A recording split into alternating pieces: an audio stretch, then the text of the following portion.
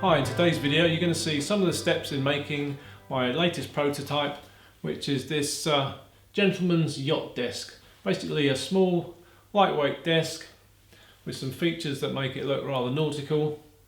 It's got a single drawer and it's going to have fitted underneath it an Invisage wireless phone charger. So that'll go up under there.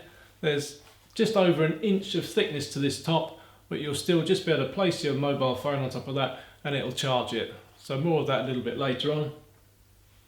It's made entirely from recycled wood, apart from the little holly dots that are inserted at the top of each of the legs and this little drawer side post. Anyway, I hope you enjoy it.